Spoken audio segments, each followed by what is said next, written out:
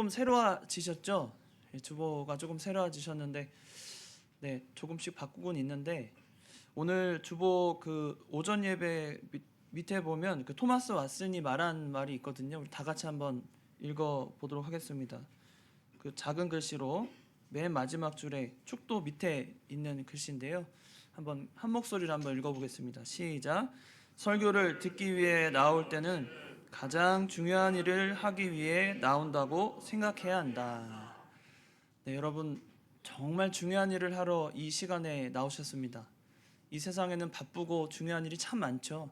그 중에서 우리가 예배를 드리는 것은 이 세상 그 무엇보다도 비교할 수 없는 중요성을 우리에게 있고, 또 예배를 통해 하나님이 중요한 마음, 가장 중요한 일을 하기 위해 나왔다는 마음으로 이 자리에 나오셨다면 하나님께서 그에 합당한 은혜를 우리에게 내려주실 것입니다.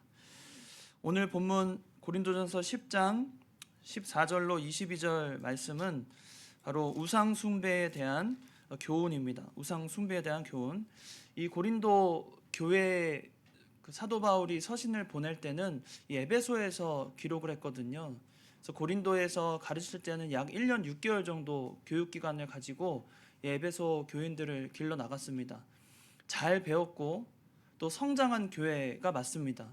많은 사람들이 모였고 그 안에서는 여러 분파가 있었지만 그래도 예수님을 따르면서 이 제자의 정신을 가지고 하나님 앞에 충성하는 자들이 많이 모여 있었습니다. 그런데 그들 가운데서 여럿이 종종 모이다 보니까 누구는 바울파요, 또 누구는 또 베드로인 그 게바파요, 또 아볼로파라고 하면서 조금씩 그 금이 가기 시작했어요. 그런데 그들 중에서 가장 좀 문제가 됐던 건 뭐냐면 이 고린도 교회에서 우상 문제가 깨끗하게 좀 소명되지 않고 그들 가운데서도 서로 왈가불가하는 일들이 생기게 됩니다. 우상의 문제를 아주 깔끔하게 하나님이 분명히 이 출애굽 시대부터 하나님은 언제나 이스라엘 백성, 그 택한 백성들에게 잘 가르쳐 주셨는데 불구하고 그 말씀을 그대로 믿지 않고 순종하지 않는 자들이 계속 생겨나는 거예요. 지금 시대와 비슷하죠. 하나님 말씀은 언제나 영원하시고 그 진리는 변함이 없는데 그 진리에 대해서 자꾸 다른 생각을 갖게 되고 그 세상의 어떤 사상들을 곁들여서 하나님의 진리를 왜곡하고 또 새롭게 해석하려는 시도들이 많이 등장하는 지금과 무척이나 닮아 있습니다. 그때 바울이 오늘 본문을 통해서 왜 우상 숭배를 하지 말아야 하는지를 세 가지로 오늘 본문에서 이야기해주고 있습니다. 우선은 이 우상 숭배라는 것은 유일하신 하나님 외에 다른 신적 존재를 인정하는 거예요. 우리는 유일하신 하나님이라는 그 뜻이 하나뿐이신 하나님이거든요. 하느님이 아닙니다. 우리가 그 애국가에서 부르는 그 하느님, 원래는 하나님이었는데 개사가 돼가지고 하느님으로 하잖아요. 한쪽 그 종교에 편파되면 안 된다고 해가지고 개사가 된 거거든요. 그래서 예전에는 하나님이라고 분명히 그 애국가도 그렇게 불러졌었는데 어느 순간부터는 하늘님으로 바뀌었어요. 그러니까 하늘에 계신다. 절대 그런 뜻이 아닙니다. 우리가 믿는 하나님은 오직 한 분이신 주권자 하나님을 말하는 거예요. 그래서 하나님이십니다. 오직 한 분이신 분. 그런데 우상 숭배는 이런 오직 하나님이라는 개념을 무너뜨리고 다른 신적 존재를 인정하는 그런 것이 우상 숭배자들의 모습이라는 거예요. 그래서 우리는 믿는 그 신앙이 흔들리지 않기 위해서는 우상 숭배 하지 말아야 합니다. 그런데 바울이 오늘 본문 14절에 보면은 이렇게 14절 15절에 말하면 이렇게 말합니다. 그런즉 내 사랑하는 자들아 우상 숭배하는 일을 피하라. 나는 지혜 있는 자들에게 말한 것 같이 하노니 너희는 내가 이르는 말을 스스로 판단하라. 스스로 판단하라. 어떤 그 여유를 주는 거예요. 생각의 여지를 남깁니다. 그런데 그 중간에 보면 바울이 나는 지혜 있는 자들에게 말한 것 같이 한다 말했죠. 지혜 있는 자에게 말하는 것 같이 한다. 이게 무슨 뜻일까요? 지혜 있는 자들, 당시의 바울의 시대에는 제가 늘 말씀드리지만 사람들의 사상, 주장, 또 그런 자기들의 원리 이런 것들을 가지고 철학이 굉장히 발전했던 시절이기 때문에 각자의 주장이 오르면 거기에 분파가 생기고 파가 나눠졌어요. 그 안에서도 여러 파들이. 그런데 그런 과정 가운데서 얼마나 이 사람이 똑똑하고 논리 정연한가를 따지는 거예요, 사람들이. 아, 저 사람은 말을 들어보니까 너무나 논리가 정확하고 명확하고 그래서 저 사람이 말하는 주장이 옳구나. 이렇게 판단하는 시대입니다. 요즘에는 사람들이 여러분 시장 가면 뭐 합니까? 시장이라고 하면 가서 그냥 왁자지껄하고 물건 사고 서로 그냥 혹시 마을 동네 사람들 만나면 안부나 묻고 뭐 그 정도잖아요. 우리가 시장을 간다는 것이 마트나 시장 가는 게 그 정도잖아요. 뭐 물건 사고 그다음에 대화를 해도 뭐 잘 지내냐고 뭐 어머님 뭐 건강하시냐 이렇게 안부 정도 묻는 거잖아요. 근데 당시에 사람들이 시장에 가고 그런 물건을 교류하면서 만남을 가질 때는 어떤 거였냐면 철학적인 논쟁을 하는 거예요. 내 주장은 이런데 당신 주장은 이거라고 하면서 서로 이야기를 나누다 보면 당신 주장이 더 옳다고 그러면 그 사람의 얘기를 들어주고 또 말이 옳지 않다고 그러면 내 주장이 옳다고 주장하는 굉장히 이성적이고 지성이 굉장히 발전했던 그런 시절이거든요. 그러니까 바울이 말하는 이 관점은 뭐냐면 배경이 어떤 거냐면 나도 그들처럼 지혜가 있어서 너희에게 논리 정연하게 왜 우상 숭배를 하지 말아야 하는지를 지금부터 말하겠다. 아주 결연한 의지로 말하고 있는 겁니다. 하나님에게 바울이 준 지혜는 대단하죠. 여러분이 알다시피 바울은 그 가말리엘 문화생으로 있었는데 그 가말리엘이라는 인물 자체가 역사적으로 이미 있는 역사적으로도 인정받는 인물이기도 하지만 그 당시에 랍비라는 선생들의 선생, 라반이라는 호칭을 받은 자거든요. 라반.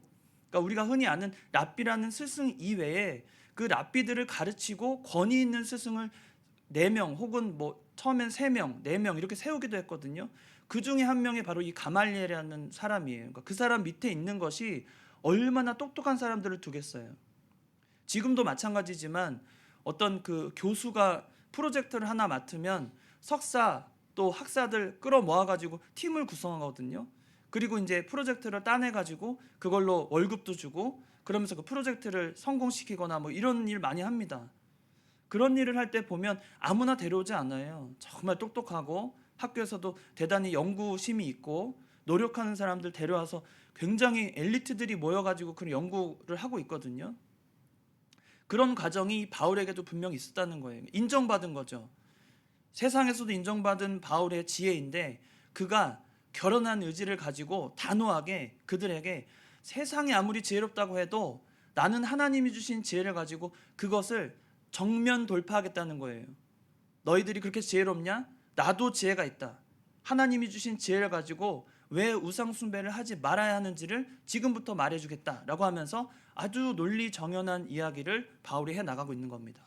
그 첫 번째가 뭐냐면 바울이 우상 숭배를 하지 말아야 되는 첫 번째 이유를 바로 하나님은 한 분이심을 부인하는 죄이기 때문입니다. 하나님이 한 분이심을 부인하는 죄예요. 제가 서두에 말씀드렸지만 하나님이라는 것은 오직 한 분임을 말하는 겁니다. 그 하나님이 한 분이 아님을 그렇게 인정하고 다른 신적 존재를 인정하는 것이 이 우상숭배라는 거예요. 오늘 본문 16절에 보면 오늘 본문의 그 14절에 보면 그런즉 내 사랑하는 자들아 우상 숭배하는 일을 피하라고 그랬어요. 바울은 곳곳에서 이 우상 숭배에 대한 그 문제를 제기하고 우상 숭배를 아예 하지 말라고 아무것도 아니라고 말합니다. 오늘 본문은 아니지만 고린도전서 8장 앞쪽에 보면 고린도전서 8장에 바울은 이 우상에 대해서 이렇게 말합니다. 아무것도 아니라는 거예요. 고린도전서 8장 4절입니다. 고린도전서 8장 4절에 보면 그러므로 우상의 제물을 먹는 일에 대하여는 우리가 우상은 세상에 아무것도 아니며 또한 하나님은 한 분밖에 없는 줄 아노라. 그러므로 우상의 제물을 먹는 일에 대해서 우상은 세상에 아무것도 아니라는 거예요. 우상 숭배 아무것도 아닙니다. 아무것도 아니에요. 우상 숭배를 통해서 어떤 인간적인 어떤 뭐 그런 유익이나 아니면 정신적인 어떤 뭐 해탈이나 또 감정적인 어떤 풀어짐이나 그런 거 전혀 없어요. 우상 숭배 아무것도 아닙니다. 우리가 바울이 말하는 이 우상이라는 것은 또 골로새서 3장 5절에 보면 탐심을 우상 숭배라고 말했거든요. 탐심은 우상 숭배라고 했어요. 왜 이렇게 말했냐면 우상 숭배라는 것은 우리에게 있어 내 욕구를 채우는 존재로 믿는 거예요, 우상숭배가. 그러니까 우리는 하나님의 영광을 위해서 태어났고 그 영광을 위해서 일을 해야 마땅한데, 우리 스스로 그 영광을 위해서 일하지 않고 나를 위해서 어떤 우상을 세운다는 거예요. 생각해 보세요. 우상 숭배하는 자들의 모습을 보면 어떻게 하기 위해서 우상 숭배를 합니까? 내 자녀가 잘 되고, 내 일이 잘 되고, 내가 건강하고, 자녀가 건강하고, 다 보면 내 유익을 위한 거지. 어떤 그 흔히 말하는 그 우상이 잘 되는 것을 위해서 자기를 희생하는 것 전혀 없습니다. 물질을 드리는 이유도 내가 잘 되고, 내가 복받고, 내가 어떻게 되는 걸 원하는 거예요. 우리가 잘 알듯이 10계명의 1계명과 2계명이 어떻게 되어 있습니까? 1계명에 나 외에 다른 신을 내게 두지 말지니라. 2계명은요, 만들지 말고 하늘에나 땅에나 땅 아래 물 속에도 그 어떤 형상도 만들지 말며 그것들을 섬기지 말고 그것들에 절하지 말며. 분명히 우리에게 계명을 주셨고, 그 계명이 모세로부터 이어진 그 돌판에도 새겨주시면서 우리에게 주신 귀한 진리 아닙니까? 우리가 우상 숭배하는 그 찰나, 그것을 받아들이는 순간부터 우리는 하나님이 유일하신 하나님임을 거부하는 거예요. 부정하는 겁니다. 그게 얼마나 큰 죄가 되겠습니까? 우리 앞에 우상 숭배는 아무것도 아니며 우리는 우상 숭배에 참여하는 자도 되어서는 안 됩니다.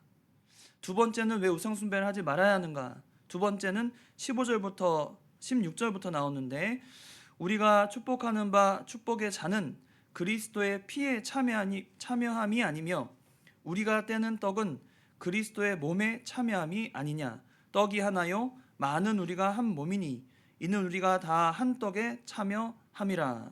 이렇게 말했습니다. 두 번째 우상 숭배를 하지 말아야 하는 두 번째 이유는 그리스도와의 연합을 거스르려는 죄예요. 그리스도의 연합을 부인하고 거스리는 죄. 우리는 그리스도의 머리이신 그리스도와 몸된 교회를 통하여 연합된 존재입니다. 그걸 우린 그리스도의 연합이라고 말하거든요. 연합은 하나가 되는 거죠. 머리와 몸이 분리될 수 없듯이 우리는 한 몸이 되었고, 예수님의 그 지명과 또 지시와 그의 은혜와 그 은총을 말미암아 온 몸에 내려지는 그 생명의 기운이, 생명의 그 은혜가 우리에게 넘쳐 흐르기 때문에 우리는 그리스도와 연합된 자입니다. 그런데 이 그리스도와 연합된 것을 부인하는 것이 우상 숭배하는 죄라는 거예요.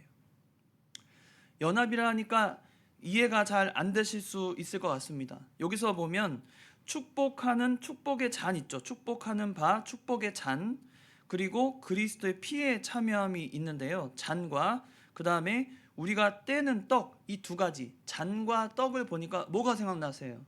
바로 성찬을 의미합니다. 성찬, 거룩한 식사, 그런 뜻이잖아요. 거룩한 식사. 그런데 이 성찬의 의미가 우리에게 주는 은혜의 방편 중에도 최고에 가까운, 예배가 가장 크지만 그만큼 버금가는 은혜의 방편이거든요. 성찬을 통해서 우리는 하나님과 연합하고 또 우리의 유일하신 중보자이신 예수님을 통해 하나님과 소통하고 연결되는 거예요. 영적인 교제가 이루어지고 대단한 은혜의 통로가 되는 것이 성찬입니다. 지금의 성찬은 우리가 떡을 떼고 포도즙을 마시면서 그 상징적이고 기념하는 의미가 더 크지만, 구약시대의 이 성찬의 의미는 어떤 거였냐면 제단에 참여하는 거예요. 제단에 참여해서 유일하게 제단의 음식을 먹은 때가 있죠. 그때가 언제죠? 바로 레위기 7장에 보면 하나님과의 화목제입니다. 화목제. 다른 제사들은 하나님 앞에 번제로 드리거나 요제와 뭐 여러 가지 속죄제를 드릴 때도 마찬가지지만 불로 태워서, 그죠? 소제도 마찬가지고 곡식을 가지고 또 번제를 통해 각을 띤 그 암송아지나 숫송아지를 가지고 숫송아지나 비둘기 또 염소, 양 다 드리면서 다 태워서 없애잖아요. 근데 유일하게 화목제를 드릴 때는 그 고기를 그 제단에 참여한 모든 자가 그 하루 동안 같이 나눠 먹습니다. 나눠 먹는 거예요. 화목제는 축제입니다. 그래서 그 피에스타라는 단어 있잖아요. 우리가 아는 그 피에스타, 축제라는 그 단어가 거기 제단에 참여해서 함께 나누는 때 나오는 거예요. 그 언어의 뜻이 우리가 함께 나누고 즐거움을 함께 나누는 겁니다. 그때 그 제단에 올려졌던 고기는 함께 삶아서 먹고 마시면서 축제가 벌어지는 거예요. 그게 화목제거든요. 그러니까 하나님 앞에 화목하고 하나님과 관계를 회복한 우리가 하나님과 한 몸이 되고 함께 나누면서 모든 걸 나눈 사이가 되는 거예요. 그게 은혜의 자리고 우리의 믿음의 본질이 되는 것입니다. 그런데 그 기초가 무너지게 하는 게 뭐예요? 그리스도의 연합을 부인하고 나는 모르겠다, 나는 따로 살겠다, 나는 하나님을 모르겠다 하는 것이 우상숭배의 죄라는 것입니다. 우상숭배가요, 그냥 내 어떤 사회적인 지위를 지켜나가고 또 사람들과 어울리는 수단이 아니라 우상숭배는 우리에게 엄청난 죄가 되는 거예요. 여러분 각오하십시오. 우상숭배의 죄에서 물러나십시오. 그 죄가 우리를 갉아먹을 때 우리에게 빠져나올 수 없는 구멍들을 자꾸 만들거든요. 우상숭배라는 것이. 오죽하면 사람들이 아니 자동차를 샀는데 왜 거기다가 자동차를 사가지고 시작도 전에 왜 그 앞에서 엉뚱한 행동을 하면서 그렇게 합니까? 또 무슨 일이 벌어질 때 왜 의식적으로 어떤 예식에 빠져서 거기에 맞춰서 마치 우상을 숭배하듯이 그렇게 모든 것을 절차가 있는 것처럼 우리가 의식주의 버리자고 그렇게 얘기하는데, 우상 숭배는 의식주의뿐 아니라 의미에 있어서도 하나님을 배반하는 행위잖아요. 이 우상 숭배의 죄 우리 무섭게 생각하고 멀리 해야 될 줄로 믿습니다. 우상 숭배하지 마세요. 우리 마음속에 우상들이 얼마나 많이 자리 잡고 있는지 몰라요. 특별히 그런 마음들을 아주 고결한 의식을 행한다고 하면서 하는 우상 숭배들이 우리의 토속신앙에 너무나 많이 있지 않습니까? 그것은 예의 범절도 아니고 그것은 오직 하나님 앞에 저지르는 죄일 뿐입니다. 우리가 우상 숭배하면 안 됩니다. 우리가 그리스도와 연합되어서 우리의 몸이 이제는 우리 것이 아니라 예수 그리스도께서 피로 사신 우리의 몸을 감히 귀신과 교제하며 그들을 찬양하는 자리에 우리가 어찌 동참할 수 있겠습니까? 우상 숭배는 명백한 죄입니다. 우리는 그렇게 하지 않아요. 이건 좀 다른 얘기긴 하지만 천주교에서 그 미사를 드리고 성찬을 할 때, 천주교는 거의 미사 때마다 성찬을 자주 하거든요. 근데 거기서는 예수님의 거룩한 몸과 거룩한 그 떡이 거룩한 몸이고 또 피가 그 포도주가 거룩한 하나님의 피이기 때문에 그 몸과 피를 먹을 때 함부로 그 가루라도 떨어질까봐 그래서 떡을 안 나눠줘요. 그래서 천주교 가보신 경험이 있으신 분은 알겠지만 떡을 안 나눠줍니다. 왜냐하면 예수님의 그 몸이 어찌 그 가루가 되어서 떨어질 수가 있겠어요. 절대 그럴 수 없겠죠. 그들 입장에선. 그래가지고 경건한 마음에서는 저는 본받을 점이 그거 하나인 것 같아요. 아주 경건한 마음으로 드리니까. 그러나 그런 의식적이고 예식적인 방법으로는 하나님을 기쁘시게 못하겠죠. 근데 그 안에서는 그래서 먹는 척 합니다. 동그란 칩이 있어요. 동그란 칩을 그 담겨져 있는 아주 고급스러운 그릇에 저 동그란 칩을 줘요. 그럼 그거를 들었다가 입에다가 대는 척하고 내려놓고 끝이에요. 먹지 않아요. 그게 예식이거든요. 미사 드릴 때. 갈 때부터 손 씻잖아요. 그 들어갈 때 입구에 손도 씻고. 저도 친한 신부 있어요. 한번 경험적으로 가보자 해가지고 또 초대를 해가지고 우연히 제가 아는 그 청년이 있어가지고 한번 같이 만나면서 그 한번 참여를 해봤는데 들어가자마자 손 막 씻고 막 옷을 막 단정하게 하고 그런 마음가짐은 참 좋은 것 같지만 우리가 그런 예식엔 빠지지 않아야겠지만 그렇게 경건한 마음으로 그렇게 한다는 거예요. 우리가 배울 것은 그 마음가짐뿐입니다. 우리도 하나님 앞에 우상 숭배를 하지 말아야 되는 그 마음가짐이 무엇보다 중요해요. 어떤 형편, 어떤 상황에서도 우리가 죄를 짓지 않아야 되겠다는 단호한 결의, 우리에게 어쩌면 지금 시대에 너무나도 중요한 그런 그런 숙제가 되지 않았나 그런 생각이 듭니다. 과거에 일제 강점기 때는 신사참배 때문에 엄청난 시련이 교회에 있지 않았습니까? 그때 지켰던 그 신앙의 양심이 지금도 여전한 거예요.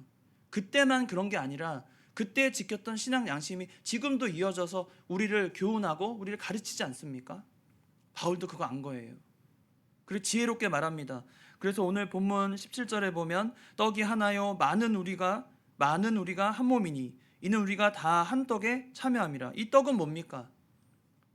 떡은 예수 그리스도의 몸이며 우리의 생명의 근원이 되시고 그의 고난과 또 그의 부활하심까지 다 포함하는 거예요. 생명의 떡이에요. 우리에게 주시는 말씀의 떡이고 생명의 떡입니다. 이것을 우리가 이 떡에 참여함으로 18절에 보면 육신을 따라 난 이스라엘을 보라 제물을 먹는 자들이 제단에 참여하는 자들이 아니냐. 그 우상 제물을 먹는 그 자리에 참여하는 것 자체도 우리에게는 제단에 참여하는 자가 된다는 겁니다. 힘들죠. 여전히 우리가 가지고 있는 그런 그 토속 신앙과 또 유교적인 사상 아래서 우상 숭배가 요즘에도 행해지고 있어요. 아주 명절만 되면 그 가문들의 누구 씨의 가문들 또 엄청나잖아요. 그 집안들이 다 모일 때 어르신이 막 고조 어디 몇 분에 막 이런 거. 저도 전시다 보니까 저희도 그 족보를 보면 참 감사한 게 하나 있어요. 제가 전시 중에 아주 유명한 사람 있었죠. 우리나라 국가의 유명한 사람.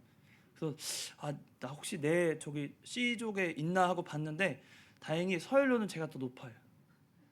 감사하더라고요. 낮지 않아서. 근데 그런 거 중요한 거 아닌데 우리 사회는 아직도 그런 것들이 아주 팽배하고 많은 부분 우상 숭배를 너무나 허용해 주는 그런 면들이 있어요. 조심해야 됩니다. 우리는 그리스도인으로 태어나서 그리스도의 인도함을 받아서 그리스도의 그 은혜의 충족함을 느끼며 사는 오직 하나님을 사랑하는 그리스도인들입니다. 이걸 잊지 마세요. 우상 숭배는 분명히 하나님 앞에 드려지는 나쁜 죄가 분명합니다. 또한 세 번째 이유는 우상 숭배를 하지 말아야 되는 세 번째 이유, 제가 조금 더 강조하고 싶은 마지막 세 번째인데요. 이 세 번째는 하나님을 질투하게 하는 죄이기 때문입니다. 오늘 본문 20절인데요. 무릇 이방인들이 제사하는 것은 귀신에게 하는 것이요 하나님께 제사하는 것이 아니니 나는 너희가 귀신과 교제하는 자가 되기를 원하지 아니하노라. 너희가 주의 잔과 귀신의 잔을 겸하여 마시지 못하고 주의 식탁과 귀신의 식탁에 겸하여 참여하지 못하리라. 그러면 우리가 주를 노여워하시게 하겠느냐? 우리가 주보다 강한 자냐? 이 귀신과 교제하는 자가 되지 않는 거 우리가 충분히 이해하시죠? 우상의 숭배는 귀신과 교제하는 자리입니다. 그러나 그것은 어떤 걸 의미하냐면 하나님을 질투하게 한다는 거예요. 오늘 본문에 보면 22절에 그러면 우리가 주를 노여워하시겠냐? 이 노여워한다는 뜻이 질투하게 하신다는 뜻입니다. 질투. 여러분 그 여호와의 명칭을 좀 알고 계세요? 우리가 잘 알고 있는 여호와의 명칭 중에는 임마누엘 있죠. 임마누엘 잘 아시죠? 하나님께서 우리와 함께 하신 임마누엘. 또 에베네셀 아시죠? 에베네셀 유명하잖아요. 에베네셀 도움의 돌. 또 여기까지 우리를 도우신 하나님, 그죠? 얼마나 중요한 그 여호와의 호칭입니까? 그리고 여러분이 아는 여호와 로이, 나의 목자 되시는 하나님. 또 라파는요, 치료하신 하나님. 그러면 한번 물어볼게요. 요 정도는 좀 기초, 말하자면 성도로서 좀 기초로 알고 있는 요 정도 뭐 호칭이라 그러면 여호와 삼마는 무슨 뜻입니까? 예를 들면 여호와 메카디 시켐 무슨 뜻입니까? 그러면 엘 게물로트 무슨 뜻입니까? 우리가 엘로힘이라는 이름 잘 아시죠? 엘로힘 능력의 힘. 그러면 여호와 체바오트 무슨 뜻입니까? 이게 다 성경에 나오는 여호와의 명칭들입니다. 그 외에도 많아요. 그 명칭들 중에서는 우리에게 은혜가 되고 참 소망이 되는 말씀들 많이 주십니다. 나의 목자 여호와 로이 하나님, 또 치료의 하나님 여호와 라파, 나의 치료의 하나님. 얼마나 좋아요. 그런데 그 이름 호칭 중에는 무섭고도 단호하고도 그런 모습들을 우리에게 보여주실 때가 있어요. 아까 메카지 시켐이라고 그랬죠? 그거는 우리를 거룩해 하시는 여호와예요. 거룩해 하시는 여호와. 또 체바오트는요, 만군의 여호와예요. 만군의 여호와. 그런 이름 우리에게 힘이 되잖아요. 나를 거룩해 하시고 만군의 여호와가 나를 지키신다. 그래서 여러분이 기도하실 때 어떻게 말을 시작할까? 어떻게 하나님 앞에 기도할 때 어떤 말로 내가 여호와를 표현할까 할 때 이 여호와의 명칭을 들어서 표현하면 참 은혜가 됩니다. 한번 해보세요. 기도할 때 여호와 메카디 시킴, 얼마나 멋있어요. 생각해보세요. 여호와 메카디 시킴. 그런데 그 호칭 중에서 이 질투의 하나님이라는 호칭도 있어요. 엘카나라고 합니다. 엘카나. 여호와는 질투하신 하나님이시다. 출애굽기 34장 14절에 보면 모세가 두 번째 돌판을 여호와로부터 명령을 듣고 다시 파게 됩니다. 자기가 던졌잖아요. 자기 인격적인 그런 모진 면 때문에 이스라엘 백성 앞에서 금송아지 만든 이스라엘 백성들 앞에서 내던졌잖아요. 그리고 나서 여호와께서 다시 명령을 주셔가지고 두 번째 돌판을 주시고 모세에게 다시 내가 전에 기록했던 것을 이곳에 똑같이 기록하겠다라고 하고 언약을 주세요. 그리고 그러고 나서 새로운 언약이 뭐였냐면 내가 가나안 땅, 내 약속의 땅에 너희를 보낼 것인데 그곳에서 다른 민족들이 섬기고 있는 이방신을 나에게 두지 마라. 나는 질투, 내 이름은 질투, 나는 질투의 하나님이시라. 그게 그 출애굽기 34장 14절에 나오거든요. 하나님은 질투의 하나님이십니다. 우리가 질투하는 것은 아무것도 아니에요. 사람 사이의 질투는 사실 오해가 제일 먼저이고 오해가 깨지면 질투도 하지 않아요. 괜찮아요. 또 조금 질투가 있어야 되잖아요. 연인 사이에서 조금 질투하는 마음은 애정이잖아요. 어떻게 보면. 그런데 하나님이 질투하시는 이 면은 인간의 그런 질투와 전혀 다릅니다. 하나님의 질투하심은 보복하시고 공의로 행하시는 여호와 하나님의 심판과 능력을 보여주시는 거예요. 그러니까 하나님을 우리로 하여금 하나님으로 질투하게 하신다는 뜻은 우리가 감히 하나님 앞에 네 하나님 저 어떻게 해보세요. 네 알겠습니다. 하나님 뜻대로 저를 뭐 어떻게 해보세요. 저는 제 길로 갈게요. 제가 알아서 살아볼게요. 하나님 없이 하나님 두려우신 분인 거 저는 잘 모르겠어요. 저는 그냥 제 뜻대로 살아볼게요 라고 말하는 것과 같은 것입니다. 여러분 하나님을 질투하게 하지 마세요. 하나님은 하나님의 백성들을 가장 사랑하시지만 그만큼 더 강력한 질투를 가지고 우리를 살펴보십니다. 나보다 더 사랑하는 그 무엇, 나보다 존경하는 그 무엇, 나보다 마음 쓰는 그 무엇, 나보다 생각에 젖어 있는 그 무엇에 하나님은 질투하십니다. 엘카나예요. 질투하시는 하나님. 그 하나님이 우리에게 늘 눈동자와 같이 보호도 하시지만 우리가 간혹 다른 곳에 관심을 갖고 다른 곳에 빠져서 하나님 외에 우상을 숭배하는 게 아닌지 살피신다는 거예요. 무섭지 않습니까?